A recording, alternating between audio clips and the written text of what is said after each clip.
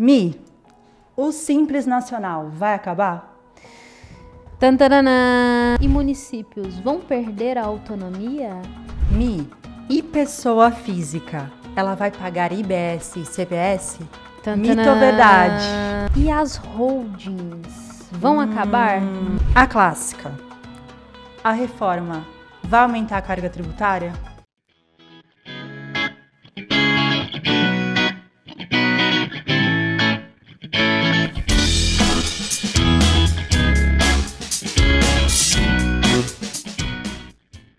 Estamos de volta com a parte 2 do Pode Simplificar. E ao meu lado, minha host querida, Michele Francisco. Oi, Mi. Olá, oi pessoal, estamos de volta na parte 2, falando sobre reforma tributária. E o tema é: o que sabemos até agora sobre a reforma tributária? E vou direto ao ponto, Mi. Deixamos uma pergunta no ar, vou repetir aqui. Falando sobre o regime especial, você deu ainda uma introdução ali na parte 1. E agora, Mi, eles vão acabar com a reforma? Tantanã. Tananã. Bom, a ideia é que esses regimes especiais e benefícios, eles sejam extintos aí no decorrer agora do período de transição. Alguns serão revisados, mas alguns serão mantidos. Então, nós temos aí como o Simples Nacional, eu dando spoiler do Simples, né? Alguns setores terão aí algumas exceções, então que a gente pode falar sobre regime, como atividades imobiliárias, que vai ter ali algumas exceções, e alguns serão revisados de fato. Então, para quem quer saber sobre o regime, nada está perdido ainda. Até a gente comentou isso na parte 1, né? Várias exceções ali que está tornando a reforma que era para ser simplificada um pouco mais complexa. Exatamente, porque enquanto tramita ali na Câmara todo esse movimento da reforma, determinadas atividades estão ali brigando e puxando para o seu lado, né? Então, a área do agronegócio, peraí, a gente está falando aqui no Brasil de imposto único com uma carga tributária, a gente falando ali de 28%. Né? Então, a gente sabe que tem setores que serão mais afetados, né? Alguns até serão beneficiados. Quem está com ICMS muito alto, muito provavelmente vai ser beneficiado por isso. Então, tem alguns setores que estão se manifestando. Olha, a gente precisa de tal benefício, tal tem que ser assim. E aí acaba trazendo a complexidade novamente. Exato. Bom, agora eu quero fazer uma pergunta para você, referente às alíquotas e também sobre a questão de prestação de serviço, né? Qual que vai ser o impacto para os prestadores? Bom, como você já adiantou aqui, não tem previsão de ser uma alíquota de 28%, né? A alíquota de referência, que é a alíquota que o Senado traz, né, para serem aplicadas aí. A União, estados, municípios chegaram a um consenso sobre a alíquota, mas é com base na arrecadação. Então, com base nas últimas arrecadações, eles chegaram nesse percentual de alíquota, mas que ainda não foi definida. Mas há a previsão de ser de referência aí 28%. E aí, o prestador de serviço, como advogados, enfim, vão ser penalizados, né? Vão receber uma alta carga tributária, principalmente porque não tem como se creditar. Eu acho que você, contadora, consegue explicar melhor, né, Mia, essa questão do creditamento. Claro. Mas a gente é prestação de serviço, né? Não vende uma mercadoria, não tem como ter um crédito ali que a gente explicou, né? Que os impostos vão sendo cumulativos, então vai ter direito a crédito, mas na prestação não tem como. Então, haverá um aumento de alíquota. Inclusive, reforçando o planejamento tributário, há a possibilidade aí de você, prestador de serviço, ser um PJ, talvez, para conseguir reduzir aí a carga tributária. Isso vai valer de caso a caso, mas é interessante também o prestador procurar aí, fazer o planejamento para ver se de fato compensa, por exemplo, ser um Simples Nacional, enfim. A mim vai saber falar melhor, né, como contadora. Perfeito sua colocação lá. De fato, o prestador de serviço, hoje, o que ele mais tem de gasto, geralmente é a mão de obra. E não necessariamente compras de insumo. Hoje a gente pega ali escritórios, prestadores, o que ele tem de compra? É ali um material de escritório, um material de limpeza, e a gente fala do IVA na questão de débito e crédito. Então a gente vai ter ali o débito, que é a saída, e vai ser creditado das compras, das entradas. E o prestador de serviço, ele tem um baixo volume de aquisições. Então, muito provavelmente será uma área afetada. Pois é.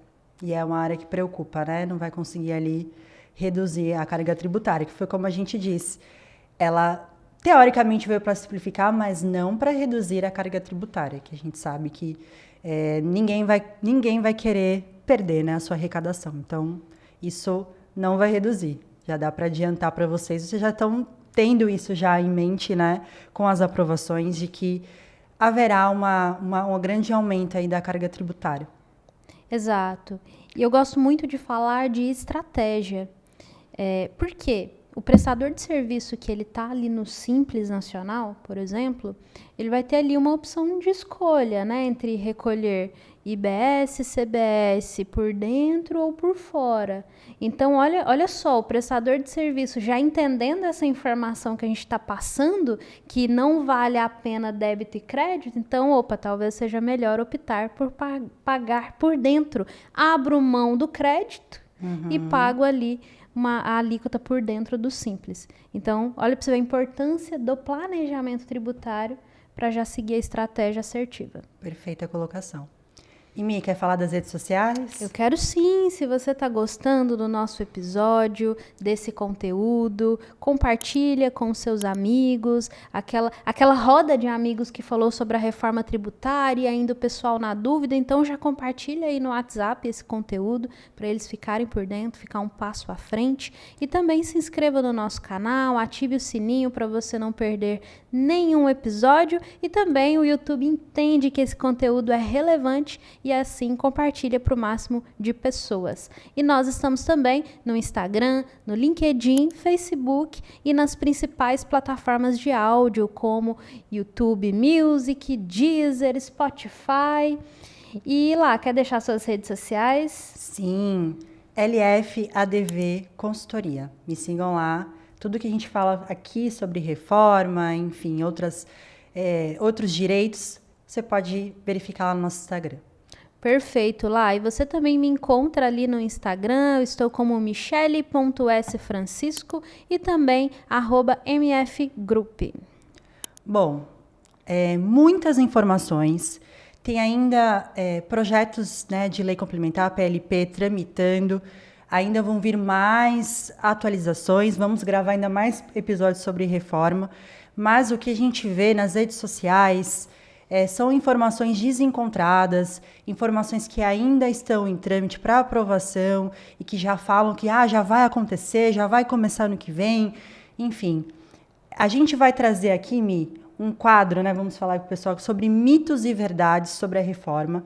Então, confirmando se de fato o que está na internet é verdade ou é um mito, para trazer mais segurança para você em relação ao que foi aprovado e o que ainda está por vir. Vamos lá, Mi? Vamos lá. Quer começar? Começo. Mi, o Simples Nacional vai acabar? Tantaranã! Mito! Mito. O governo, ele reconhece a importância e o volume das micro e pequenas empresas aqui no Brasil. Então, ele entende que é importante manter o benefício do Simples Nacional. O que é Simples Nacional? É aquele formato de arrecadação dos tributos em forma única. A junção dos tributos em uma única guia. Então, o Simples Nacional vai se manter, porém, vai ter uma opção de escolha no recolhimento da IBS e da CBS, se a empresa vai querer recolher por fora ou por dentro do Simples. E aí, qual que vai ser a análise a ser feita para cada atividade, para cada empresa? Porque aí vai da particularidade de cada negócio. Quem optar por recolher por fora vai fazer no formato débito e crédito que a gente comentou. Então, é necessário ter bastante crédito nas entradas para valer a pena recolher por fora. Quem não tem muito crédito, opta por recolher por dentro. Lembrando, olha só lá, que essa análise ela é tão particular de cada empresa que, inclusive, depende muito do seu cliente. Imagina uma empresa que ela tem vários clientes do lucro real, que querem bastante nota fiscal, bastante recolhimento pelo IBS, CBS, né? Pelo IVA dual. Porque ela vai se creditar disso. Então, talvez você queira ficar num formato, mas para o seu cliente não vai ser bom. Então, vai ser necessário fazer essa análise. Perfeito. Bom, agora eu vou perguntar aqui para você, doutora. Estados e municípios vão perder a autonomia? Mito ou verdade? Mito. Tá. Mas, vou trazer aqui um porém, entretanto, todavia.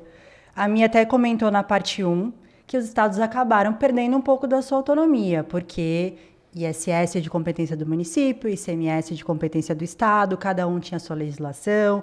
Então, a intenção da reforma foi unificar para acabar com essa guerra fiscal, porque estados dão benefícios, outro estado dava outro benefício, acabavam brigando ali entre si, aplicavam alíquotas menores para trazer mais empresas para o seu estado, entre outras coisas. Só que, em relação à alíquota, lembra que eu coloquei a alíquota referência de 28%, é a soma do IBS e da CBS. Vai ter lá o percentual da União, isso é indiscutível, mas em relação ao IBS e CBS, os estados e os municípios vão ter autonomia de estabelecer a sua alíquota.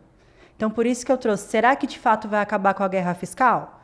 Porque o município pode chegar e falar assim, olha, a minha alíquota vai ser tanto, uma alíquota menor. Então, nesse ponto, eles vão ter uma certa autonomia de definir quais serão as suas alíquotas. Excelente, lá. E pessoa física, ela vai pagar IBS e CBS? Mito ou verdade? Verdade. Eita. Nossa, como assim? Agora a pessoa ficou lá preocupada, hein? Quem está nos assistindo. Olha, não diretamente a incidência do IBS e CBS, porque a gente está falando aqui sobre a incidência do consumo para bens e serviços, mas indiretamente porque ela vai ter embutido isso na precificação. Mas a gente tem o detalhe dos aluguéis, não é isso lá? Sim. A receita de aluguel, então assim, ele não distingue de pessoa física e pessoa jurídica, pode ser tributada pelo IBS e CBS, só que tem alguns critérios. Possuir mais de 3 imóveis alugados e receita anual superior a 240 mil. Só que a atuação deve ser com caráter habitual e oneroso. Porque não só IBS e CBS, como também o imposto de renda, que já é até 27,5%, né? Então já é uma tributação alta, ela considera ali virar pessoa jurídica, porque talvez ela tenha mais uma redução tributária ali relacionada ao rendimento de aluguel. Perfeito. Talvez seja mais estratégico essa mudança para ela, né? Exatamente. Lá, e as holdings vão acabar? Mito ou verdade?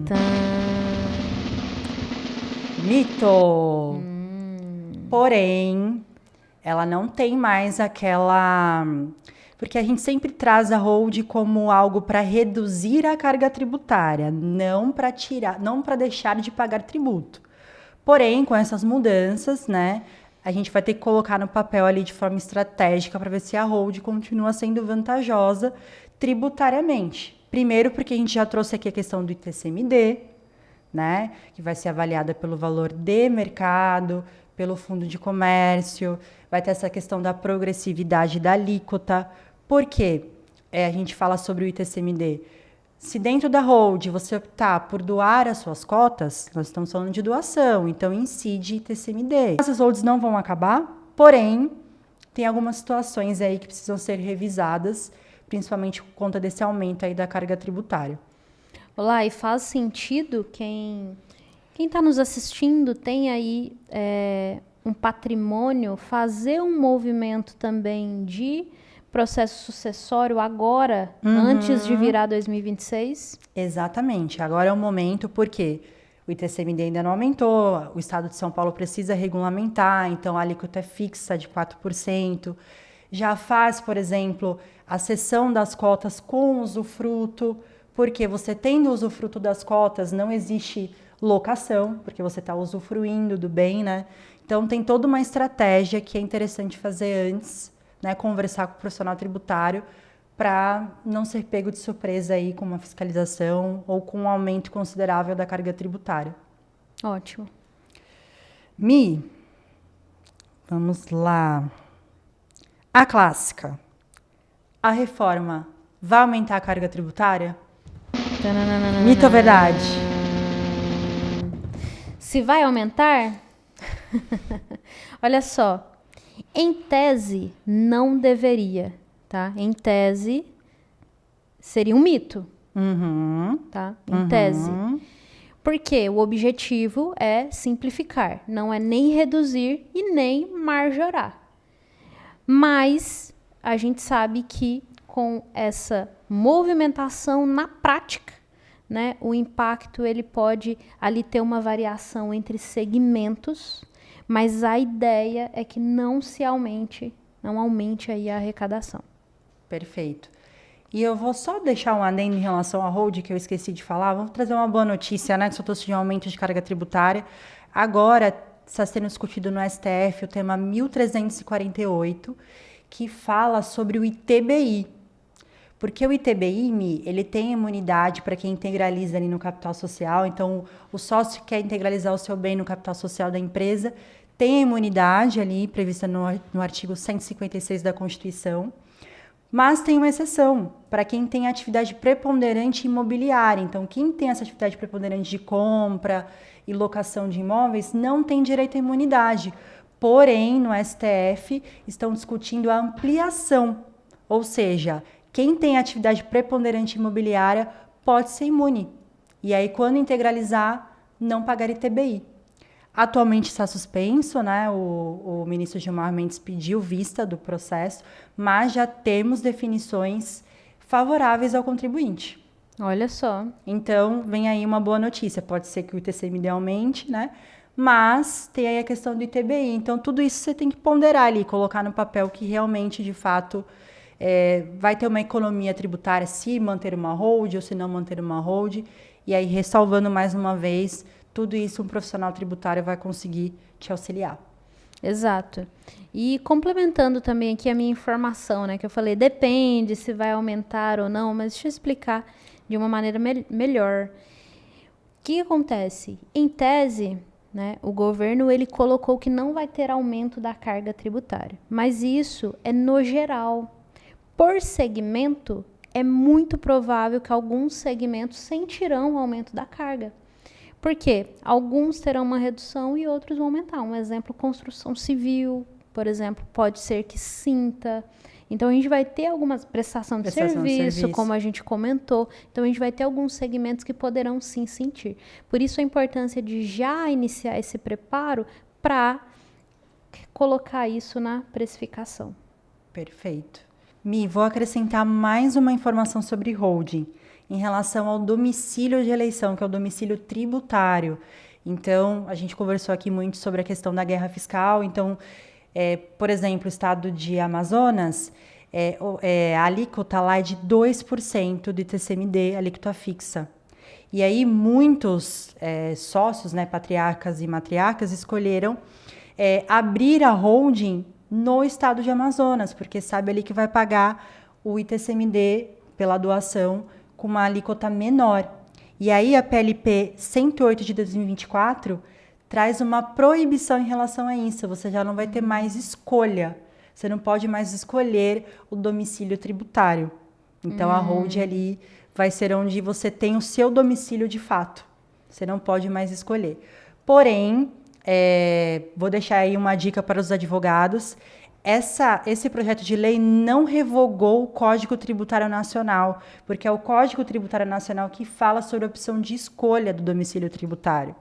Então, há ali uma oportunidade de brigar sobre a manutenção do domicílio tributário, já que, de fato, eles não revogam o CTN que trata sobre isso. Entendi. Perfeito, Lá. E, Mi, para encerrar, se você pudesse deixar uma mensagem final, né, para quem está nos ouvindo agora, qual seria? Porque eu tenho certeza que muitos aí ficaram desanimados com o que nós trouxemos aqui. Ninguém fica feliz com o aumento da carga tributária. Acho que talvez por isso também tenha um índice tão alto, né, de sonegação. Mas uma mensagem para os nossos ouvintes telespectadores que eu acho que estão desanimados aí com o que já foi aprovado e com o que está por vir. Bom, a informação, ela é um dos primeiros passos para uma decisão assertiva. Então, embora a reforma pareça complexa, mas procure entender pelo menos o básico para o seu nicho, para o seu negócio, e isso já vai ser um diferencial. Muito bom. Bom, pessoal, você que gostou desse episódio, curta, comente, compartilhe, se inscreva no nosso canal, nos siga nas redes sociais. Contamos com você. E até a próxima. Até a próxima, pessoal. Muito bom falar de reforma tributária com vocês. Até mais. Tchau, tchau.